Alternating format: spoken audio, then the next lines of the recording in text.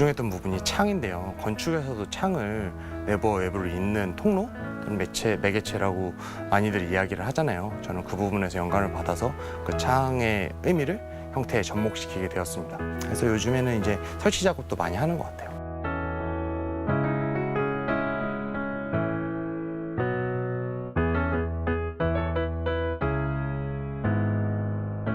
보통은 컵 같은 경우는 최종 완성까지 한 3주에서 4주 정도 소요가 되고요. 큰 작업 같은 경우는 한 3달까지도 걸리는 작업들도 있는 것 같아요.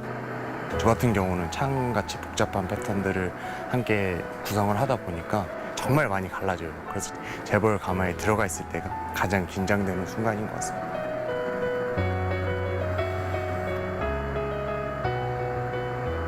사실 공간이라는 것이 볼 수도 없고 만질 수도 없는 어떠한 무형의 어떤 것이잖아요. 그거를 이제 빛이나 그림자나 무형의 어떤 요소들을 활용해서 같이 공감할 수 있는 작업을 하고 싶습니다.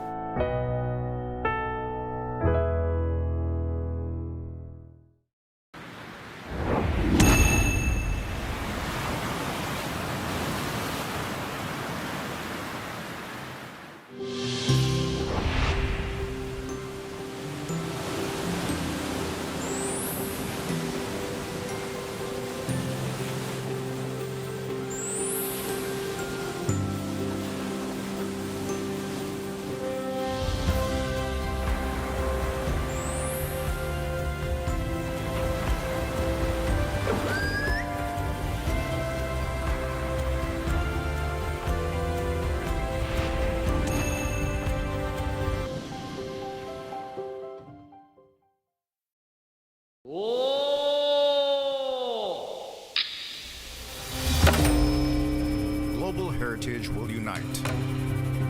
We share brilliant values and honor the world's most cherished legacies to pass our heritage on to future generations.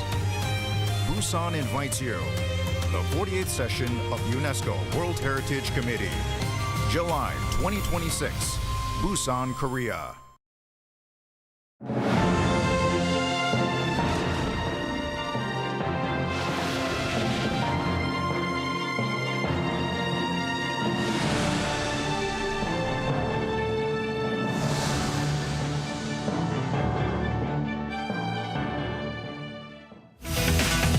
In our headlines on this Wednesday, January 14th, here in South Korea, President Lee Jae-myung and Japanese Prime Minister Takaichi earlier today visit the Horyuji Temple, one of Nara Prefecture's most iconic landmarks. Meanwhile, South Korea's ICT-related exports hit a new high of almost $264.3 billion in 2025, up over 12% on year, driven by semiconductor demand in Asia. And US President Donald Trump warns of very strong action against the Iranian leadership should it continue its deadly crackdown on protesters, as one human rights group claims a protester has been sentenced to death.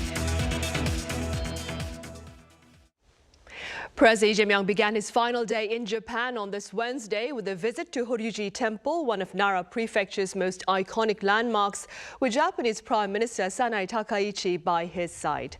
The two leaders toured the temple's western precinct, home to several of the world's oldest surviving wooden structures, and posed for photos in front of its 5-story pagoda. The Blue House says the visit sought to strengthen the good rapport between the two leaders. And to further build that rapport, the two leaders also exchanged gifts. President Lee Jae-myung gave the Japanese Prime Minister a high-end drum kit, given her passion for drumming, as well as red ginseng and cheonggukjang powder. Prime Minister Takaichi gave the Korean leader traditional Monaco wafers and a Casio wristwatch, equipped with functions for hikers, given his interest in hiking. The spouses also exchanged presents, with the Japanese First Gentleman receiving a set of tableware and a Samsung Galaxy Watch Ultra, and the Korean First Lady receiving traditional makeup brushes and a pouch. Now, back on a Tuesday, President Lee Jae-myung and Japanese Prime Minister Takaichi reaffirmed their resolve to continue constructive cooperation. Our correspondent Song Yoo-jin recaps their earlier exchange and more from the ground. The second summit between President Lee Jae-myung and Japanese Prime Minister Takaichi began with what President Lee described as an exceptional welcome.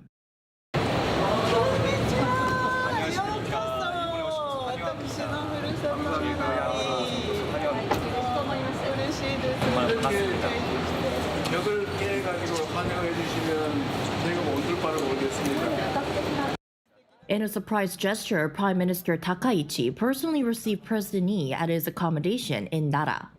Lee is the first foreign leader to be invited to the prefecture since Takaichi took office last October. Tuesday's summit talks lasted nearly an hour and a half, starting with a restricted session including a small number of aides, followed by an expanded meeting and a joint press briefing. What stood out was what President Lee called a small but meaningful progress on sensitive historical issues, particularly the Chosei coal mine. More than 100 forcibly mobilized Korean laborers and Japanese were killed in a flooding disaster in 1942. Until now, civic groups have led efforts to investigate and recover the victims' remains, but the Japanese government's initial response have been criticized as slow and passive. 82여 년이 지난 작년 8월에서야 유해가 처음으로 발굴된 바가 있습니다. 양국은 동유해의 신원 확인을 위한 DNA 감정을 추진하기로 하고 구체 사항에 대해서는 당국 간 실무적 협의를 진행하기로. This was the very first issue Prime Minister Takaichi raised during the restricted session. It marks a first step toward fulfilling the long-held wishes of bereaved families and could also serve as a breakthrough in addressing historical issues together, grounded in our shared universal values of human rights and humanitarianism. And at a time of heightened tensions between China and Japan following Prime Minister Takaichi's remarks on Taiwan, President Lee emphasized the need for South Korea, China, and Japan to find as much common ground as possible and to continue communication and cooperation. The two leaders also underscored the importance of working together to maintain regional stability. As the strategic environment surrounding the two countries becomes increasingly complex, the importance of Japan-South Korea cooperation and trilateral coordination with the U.S. continues to grow.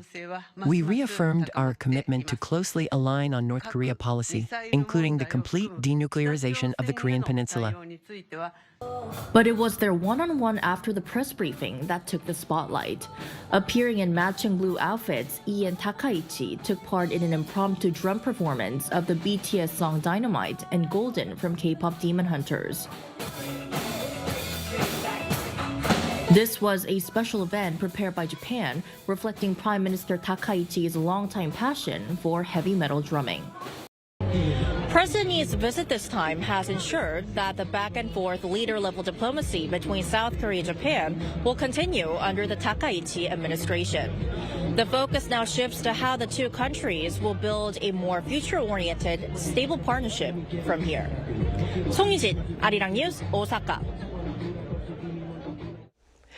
Meanwhile, here on the local front, prosecutors have called for capital punishment for former President Yoon Suk-yeol on charges of inciting insurrection when he imposed martial law in December 2024. Our Kim Do-yeon reports. The special counsel team for former President Yoon Suk-yeol's insurrection charges has demanded the death penalty. In its final sentencing request on late Tuesday night, the special counsel sought the maximum statutory penalty for the charge of being the ringleader of an insurrection. For the charge of leading an insurrection, the statutory penalties are strictly limited to death, life imprisonment, or life imprisonment without forced labor. Prosecutors condemn the actions as an unprecedented destruction of the constitutional order. They argued that while Yoon justified martial law as a purge of anti-state forces, it was the former president himself who truly fit that description. They dismissed his defense that the declaration was merely a warning against the opposition party's legislative dominance. Instead, the prosecution concluded that the objective was to incapacitate the judicial and legislative branches to monopolize power and secure a long-term dictatorship. Emphasizing the severity of the crime, the special counsel stated that members of the public are the true victims of the event. Inside the courtroom, the atmosphere was charged. Former President Yoon was seen actively consulting with his legal team and reportedly scoffed when the prosecution demanded the death penalty. In the gallery, supporters shouted protests, with some hurling insults at the prosecution team. During his final testimony, which lasted an hour and a half, Yoon fiercely criticized the indictment, labeling it a novel and a delusion lacking common sense. Yoon reiterated that the martial law was a warning bell intended to save the constitutional order from the opposition's tyranny, denying any intent to establish a permanent dictatorship. Heavy sentences were also requested for key officials implicated in the execution of the martial law decree.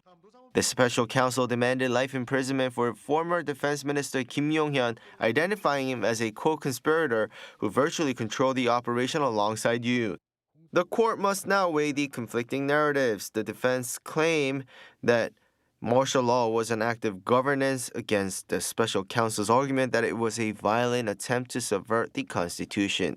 The Seoul Central District Court is scheduled to deliver its verdict on February 19th. 김도현, Arirang News.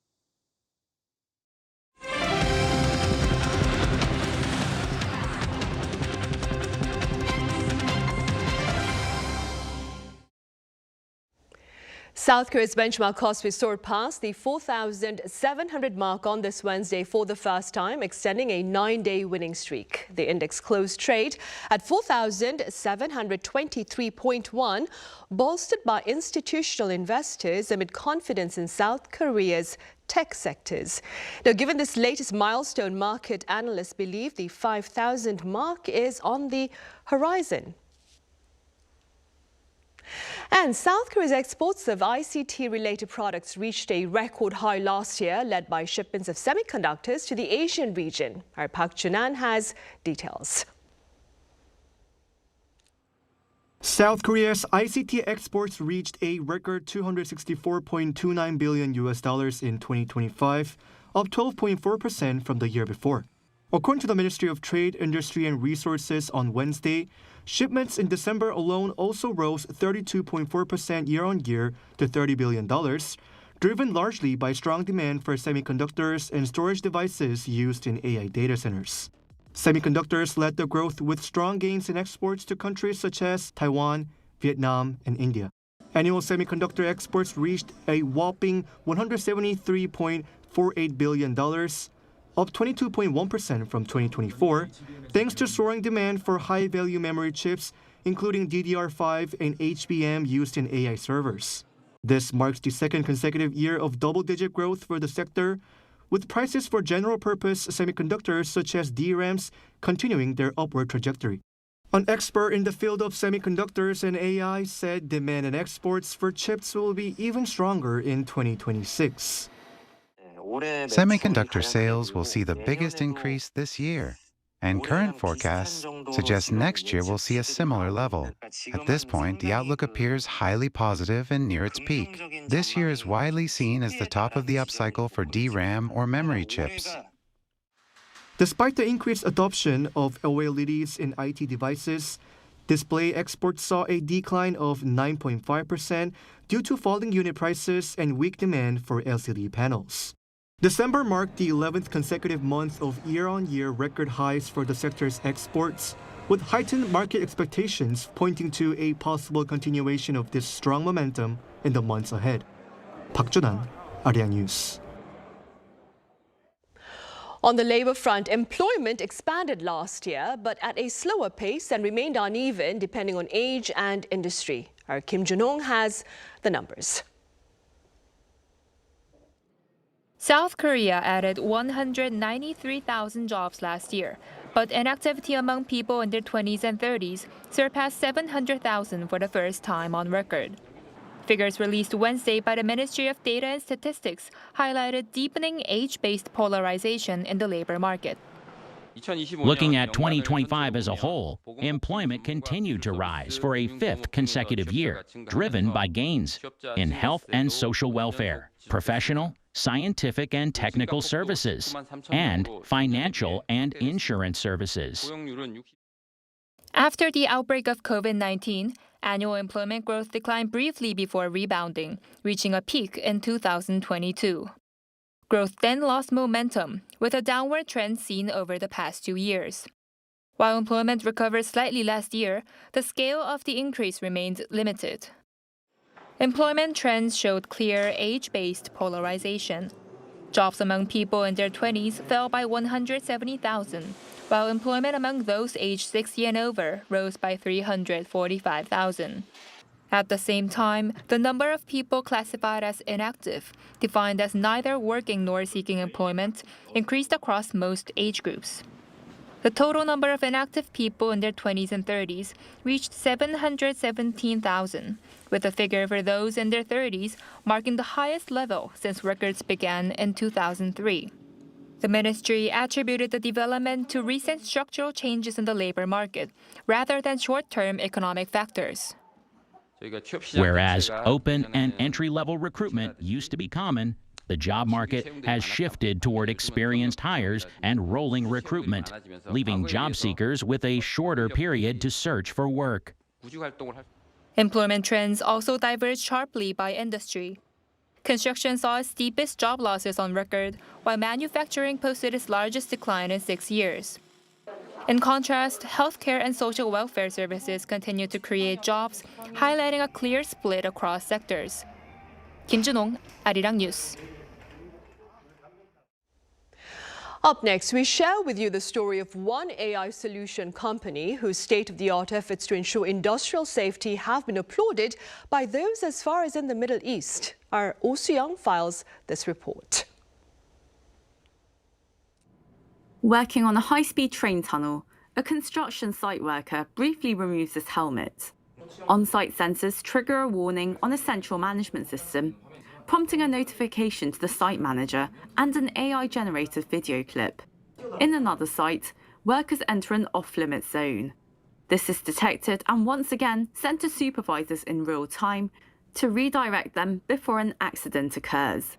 A Seoul-based company's safety platform, Hammer H, is used on industrial sites, from national infrastructure projects to workhouses and ships. The system consolidates environmental sensor data, AI-based video analysis, and real-time worker location tracking into a single dashboard, providing a full view of site conditions.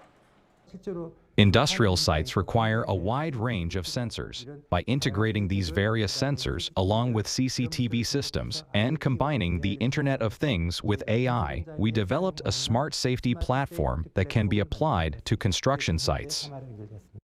The need for such systems exists globally. According to the International Labour Organization, more than 395 million workers worldwide were injured in 2019, while 2.93 million people died as a result of work-related factors. Long working hours accounted for the most deaths, followed by exposure to particulate matter, gases and fumes, and occupational injuries. By integrating various elements such as gas sensors into these sites, we monitor the site conditions, help workers prevent risks, respond immediately when accidents occur, and, in the event that an accident does happen, enable rapid follow-up measures. Hammer H monitors environmental factors, such as hazardous gases, temperature, and air quality through the Internet of Things sensors. Real-time location tracking shows where workers are positioned across the site. Smart tags and mobile applications enable alerts and SOS requests when a worker encounters difficulty. AI video analysis detects unsafe behavior, falls, or entry into restricted areas. The platform also keeps track of those with pre-existing health conditions, allowing more targeted responses when risks arise. At sites where our platform has been applied, there has not been a single serious accident. In 2023, there was a case at one site where a worker with a heart condition was working alone, requested an SOS call, and was rescued through our system. Shin says Raycom continuously trains with real-world data from national databases and also learns from accidents occurring around the country, allowing risks to be identified and managed as conditions evolve. We already possess millions of video samples and continuously build pipelines to keep training the system. Through this process, we improve the accuracy of video analysis and further enhance the stability of the overall platform.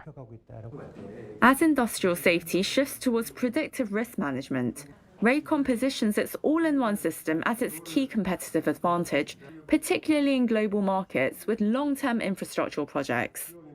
Our team's top priority is translate our platform and technology into strategies that fits different international industry environments, regulatory frameworks, and commercial structures around the world. Raycom recently presented its technology to Saudi Arabian government and industry officials and received a merit award. The response in Saudi Arabia was extremely positive. Both government officials and industry leaders told us that it was the first time that they saw a platform capable of managing so many safety elements at an integrated way. So because Saudi Arabia has many large-scale and high-risk sites, so there is a clear need for an integrated safety management system rather than relying on separate tools.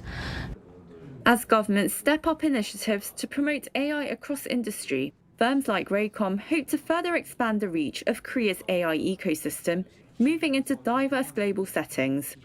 Hwacheon, Arirang News. In other news now, U.S. President Donald Trump has warned of severe consequences should the Iranian leadership choose to execute protesters. Our Yoon has the latest.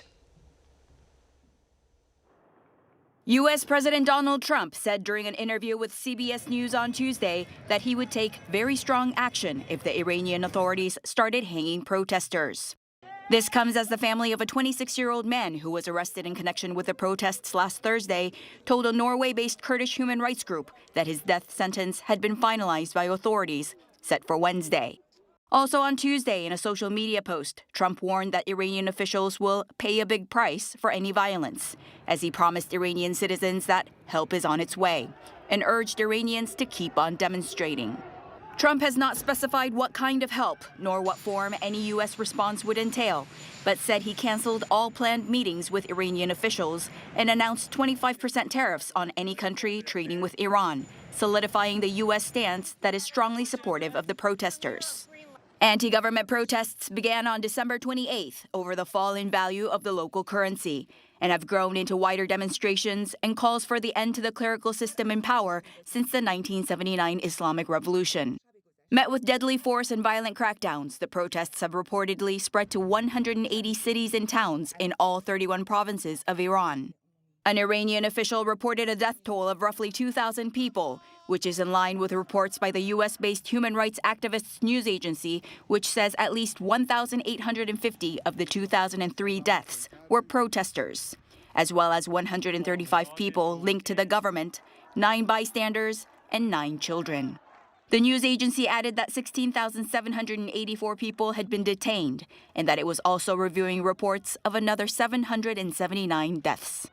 Meanwhile, the U.S. virtual embassy in Iran has issued an urgent warning to American citizens, telling them to leave the country immediately. It advises using land crossings into Armenia or Turkey if it is safe to do so.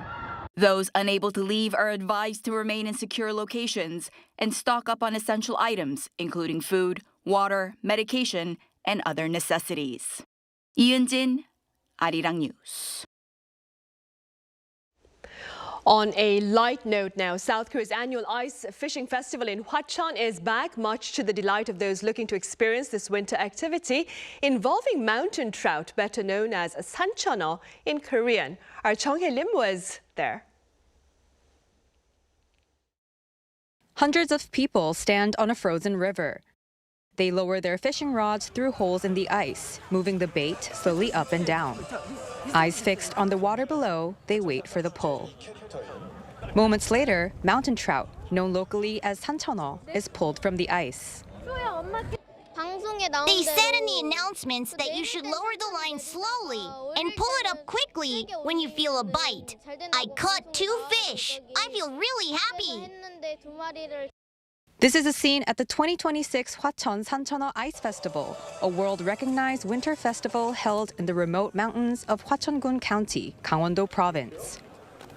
Here, visitors catch sancheoneo, a trout species that lives only in clean, cold mountain streams. Families from across the country and around the world have come to try their luck on the ice. In Malaysia, we don't have this kind of experience. So this is the first time we are coming here to Korea and come to the... first time also experiencing winter season. Although it's cold, but it's very fun. Despite the cold weather, some participants take part in bare-handed fishing, where they plunge into an icy pool. A visitor caught this sancheoneo with their bare hands just moments ago in the pool behind me. Here in Hwacheon, more than 300,000 square meters of ice have been transformed into a massive playground. Beyond fishing, visitors can enjoy other various winter events, including sledding, ice skating, and bobsleigh rides. To ensure a successful festival, officials say 150 tons of trout were released into the river this year. However, safety remains the top priority. We conduct inspections of the ice thickness, its strength, and even the water level beneath the floating ice, and determine how many people can safely enter the site based on the results. Nearly 2 million people have visited this festival over the past 3 years, and more foreign media outlets have dubbed the event one of the 7 winter wonders of the world, drawing tourists eager to experience this unique winter culture firsthand. The excitement continues here in Hwacheon until February 1st. 정혜림, Arirang News, Hwacheon.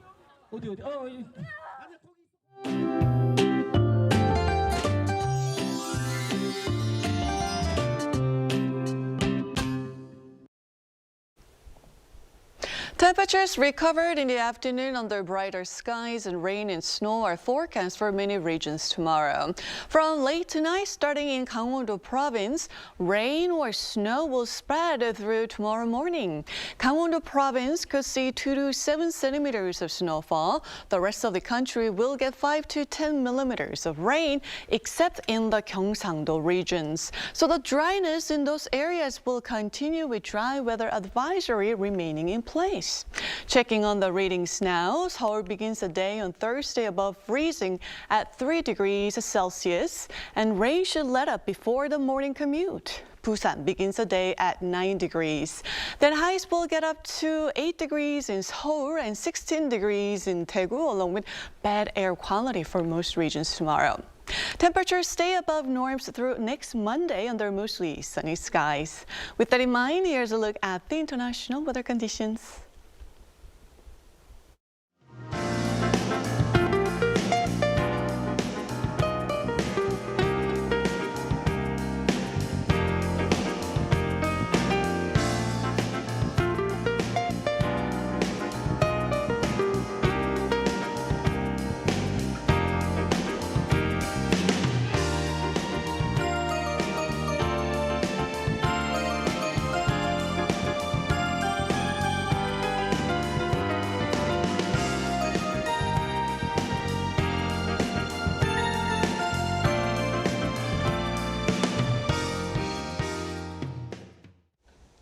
Those are the headlines at this hour here in South Korea. Coming up right after this break is our daily panel session, so do stay with us, and thank you for now.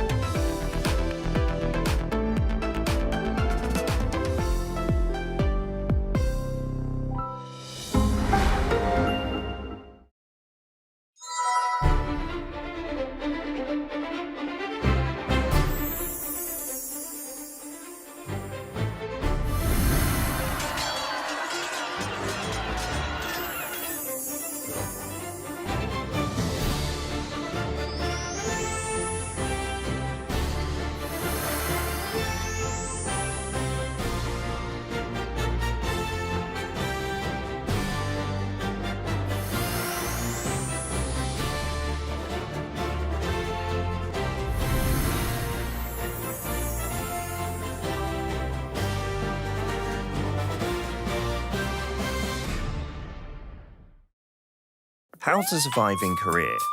One room. So, you're surviving in Korea if you've signed a contract for a one room. Obviously, you're a pro. But the real deal begins now. Step 1. Housewarming. No need to buy toilet paper, diffusers or hand soap. You'll get them soon enough as housewarming gifts. And some are bound to pile up. There's nothing better to serve your guests than milpaeyu nabe. If you have Korean friends coming over, don't forget the extra garlic. Step 2. Garbage disposal. With great power comes great responsibility. You've had a good time, so let's get to work. It might be tempting to sweep everything into a trash can, but you have to separate your garbage. Not bothered? Beware that negligence is punished with a fine or public humiliation. Step 3. Drying rack. You're excited to live alone in Korea, but the fate of these items, hanger, storage, or a hanger. Go get fresh coffee outside. Jogging doesn't cost anything, and nothing beats instant rice. But keep one item around so that you don't get too lonely. Step 4. Pros of living alone. No mum. Cons of living alone. No mum. A new towel doesn't magically appear. You have to do the laundry regularly. If anyone gives a towel as a souvenir, take it. Get rid of mold immediately. Don't be lazy with the vacuum cleaner. Housework is an endless affair. Overwhelmed? Give your mum a call and thank her for everything she's done. Did you survive in your one room? Wait, you have an unwanted visitor. Call someone you fancy. Could be the right person for the job.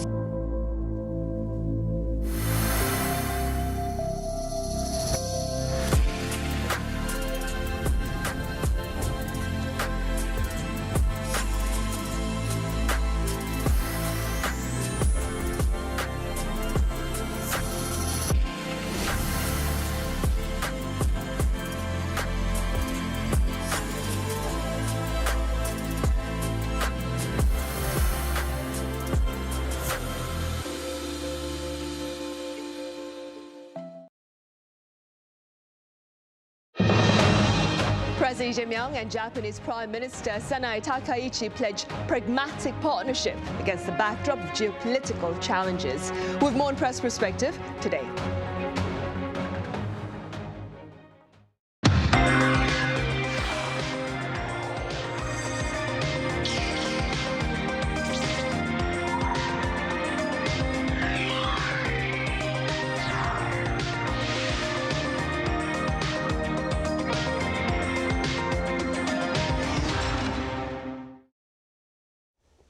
Hello and welcome. You're watching Press Perspective for this Wednesday, January 14th here in Seoul. I'm Min Sun-hee. Today we revisit the latest summit between the leaders of South Korea and Japan and their broader implications. For more on this, I have Kelly Kasulis-Jo with the Washington Post live on the line. Kelly, it's been such a long time. Welcome back. So happy to be here. Thanks. I also have Professor Im Jung at Kongju National University live on the line as well. Professor Im, it's a pleasure to have you with us. Yeah, thank you for having me. Kelly, we shall start with you. Let's begin with what has been disclosed about the details of the talks between President Lee Jae-myung and Japanese Prime Minister Sanai Takaichi on Tuesday in Nara Prefecture. Well, I think their meeting came out with a lot of positive messaging, and that's been very clear in the media reports. To quote Lee Jae-myung's office, the two leaders had moments of chemistry and personal rapport, and they very much purposely put that on display. I think you might have seen the viral video of the Japanese Prime Minister and the South Korean President jamming out on the drums together in matching blue outfits. But on a serious level, I mean, the two, have said that, cooperation, continued stability in the region. Those are the main goals between South Korea and Japan. It's worth noting that in the past, when there's been Democratic Party leaders in office in South Korea, the country has generally taken a little bit more of an adversarial relationship with Japan. And the previous, now impeached president, Yoon, he was really kind of credited with warming ties with Japan once again. Coming out of the summit, President Lee himself said that, cooperation between Korea and Japan is, quote, now more important than ever and anything else. And he mentioned concerns about a, quote, complex, unstable international order. And that sentiment was also really echoed by Sanai Takaichi as well. So thematically, I think we're looking at a situation where there's a lot of rosy diplomacy, a lot of warm messaging, but on the backdrop of some greater concerns about, North Korea, an increasingly powerful and perhaps bold or adversarial China, and also kind of the wild card of diplomacy that is working with President Trump and the White House. Right, and before we get into that, Professor Im, as Kelly mentioned in their opening remarks, the two leaders reaffirmed their commitment to a future-oriented partnership. Now, many believe that geopolitical factors have served to push the two leaders closer together to adopt a more pragmatic approach to bilateral ties. Do you agree? And if so, what are the factors that you believe have pushed them together? Well, absolutely, I agree with that proposition, because if you think about other parts of the world, again, especially the war between Russia and Ukraine, it has been almost like a 4 years. If February comes again, they're going to be fully the 4 years. It's a long-lasting war again between the two sovereign states. And especially Russia, who has the veto power in the UN Security Council, and as a founding, I would just say, the contributor of the UN, again, they really violated UN charters, that spirit. Again, that war has been, again, so long.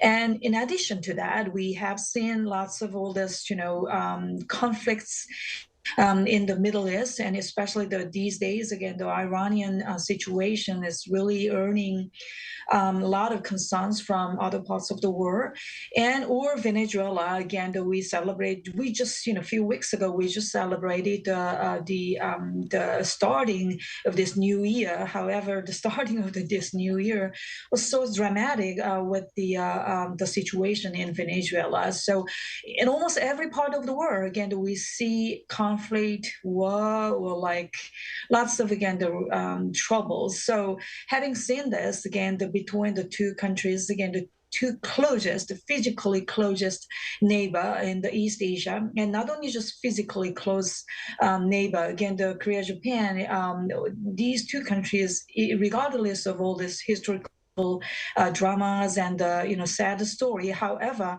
still these two countries share the common regime, again, the liberal democracy and the free market capitalism. And as long as we have a very systematically similar between one and another, again, naturally we share more value, more idea, more rules, and all this together, again, I think put these two leaders and the two countries' people together more than, again, before. Right. Kelly, what has been the foreign media's response to these efforts by these two leaders to keep their bilateral ties on track?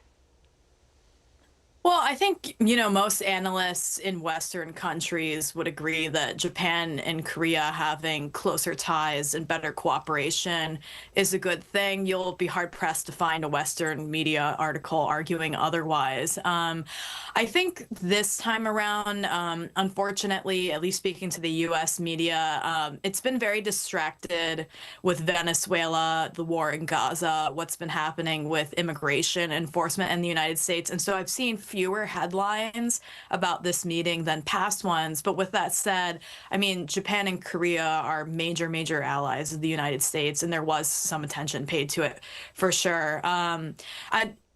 This happened right after this kind of row that we saw involving Japan and Taiwan and China, where the Japanese prime minister said that, Chinese military action against Taiwan could justify a Japanese invasion. So a lot of the Western media was really paying attention to this meeting to see how South Korea could walk this sort of tightrope where it has a lot of trade and closer ties with China, but also, needs Japan's cooperation as well as that of the United States in some kind of conflict with North Korea. I saw an interesting article at a Time magazine, actually, that characterized this meeting as China and Japan both trying to court South Korea to its side. And those kind of seem to be the thematic geopolitical issues at hand.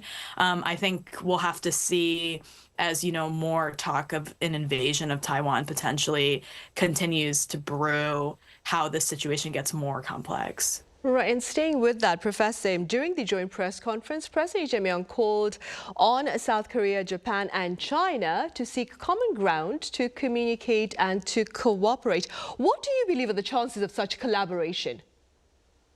Well, in the shorter term, it might be really difficult or even unlikely, because again, the Taiwan issue is really the most crucial and sensitive issue for Beijing. So as long as they are in a trouble, again, between Beijing and Tokyo regarding this issue, again, it might be really difficult to have real trilateral meetings sooner or later. However, the President Lee Jae-myung, as he pointed out, again, for example, we here in Korea, in Seoul, in the middle of Seoul, we do have the trilateral secretariat. Here, trilateral is, again, the Korea, Japan, and China. So we have that kind of, again, the institution. And of course, geographically, we are very close to one another. And economically speaking, of course, we are very much deeply interconnected. So having had all this reality, once the mood gets better, I think definitely we can resume again the trilateral cooperative, again, the dialogue. Agenda many, again, for example, supply chain issue, especially all this critical mineral issue, is really important for any country, but especially for the country like Korea, Japan, both again are very much dependent on manufacturing and the high-tech industry. So the critical mineral kind of, again, the supply chain issue, it can be one agenda, or again, the climate change issue, or like many other things, again. So having said that, again, I hope someday, sooner or later, we can again resume the trilateral cooperative dialogue between, again, the Korea, Japan, and China. Right. Kelly, the Korean president also highlighted the importance of the trilateral partnership among South Korea, Japan, and the U.S. with regard to regional stability, keeping in mind, of course, North Korea and its displays of defiance. What do you suppose are the prospects of engagement with North Korea this year? Well, speaking to this recent meeting, I mean, it's a little bit of the same old, Japan and South Korea, for the umpteenth time, essentially confirmed their desire to see a full denuclearization of the Korean peninsula. That's old news, and that probably won't change. But one thing that I've noticed as a reporter here is, at least speaking to the short term, you can never confidently predict what will happen with North Korea. And there's a lot of, robust debate among analysts about what could happen next. President Lee has certainly gone out on a limb and shown interest in engaging with North Korea. But ever since the kind of symmetry that we saw with President Trump and former President Moon Jae-in's administration, North Korea has pretty much shown that it does not have a great desire for engagement. It has been quite closed off. Some of that was exacerbated by the pandemic and the literal closing of North Korea's borders and the expelling of diplomats there. But there aren't a lot of signs, at least officially from North Korea, that they're interested in talks with South Korea or even the Trump administration necessarily. I mean, just in the last day or two, Kim Yo-jong put out a statement in North Korean state media, essentially calling talks or engagement with South Korea a daydream.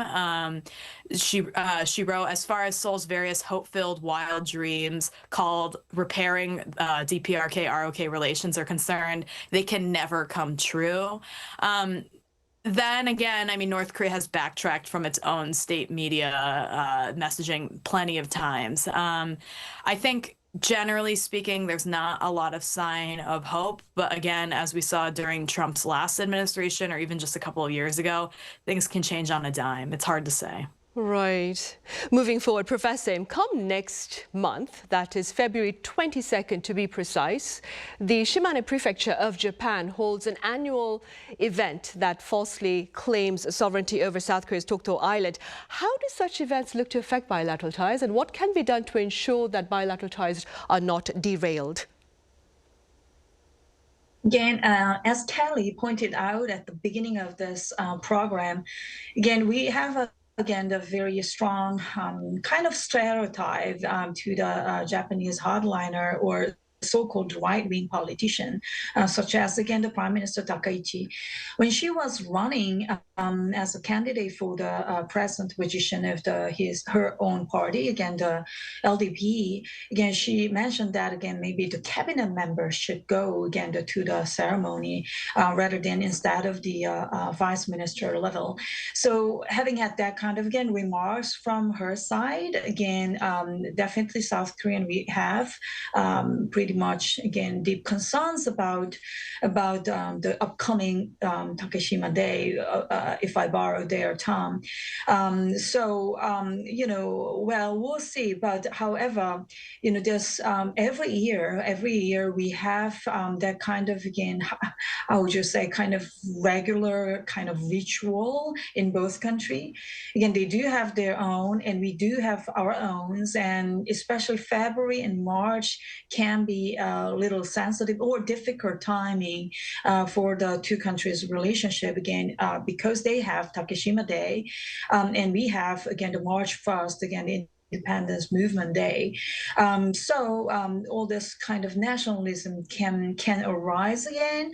However, if you think about all this, you know, good chemistry between the two leaders, good mood between the two leadership, or not only just, you know, between the two leadership, again, between the two countries' people, really more than like 10 million people go to Japan from Korean side, and lots of all this, you know, Korean drama, Korean pops, and all this soft power of Korea, or vice versa. Again, the Japanese soft power is very much popular here in this country as well. So as long as we have this kind of, you know, pretty congenial relationship, I think, you know, they can and they should, again, the Japan, they can and should keep the low key for especially this year's that moment, because again, they already have enough trouble with the Beijing, with the China. So, well, I don't think they're going to add another burden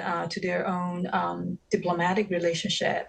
Right, and staying with that, Japanese daily the Nikkei Kelly earlier this month published a column calling for caution from the Takaichi administration with regard to the Shimane Prefecture event this year. For the sake of our viewers who may not have read that particular column, could you tell us a bit about it and why it matters?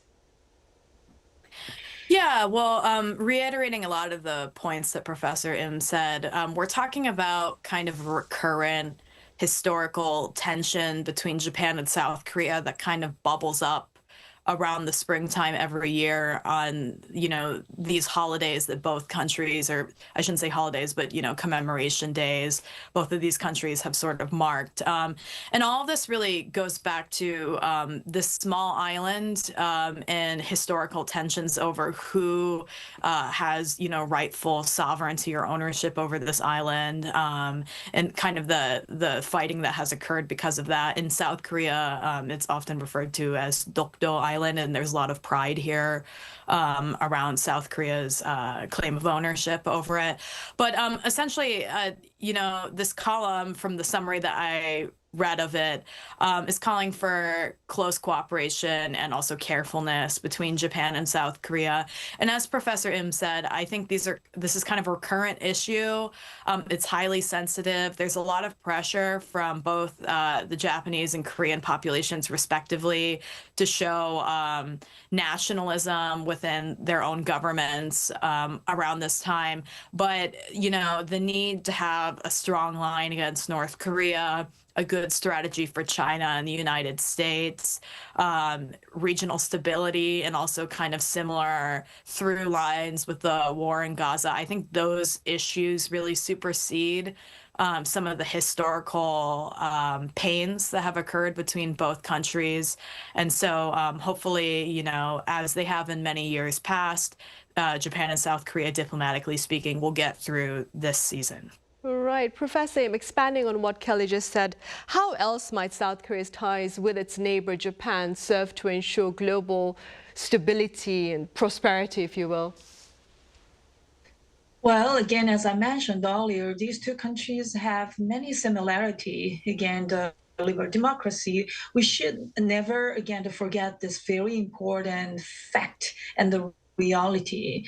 Again, any leader of both countries, again, they are basically elected by their own people, which is very a kind of common sense to the two countries' people, but it might not be really common sense for some countries in some part of the world.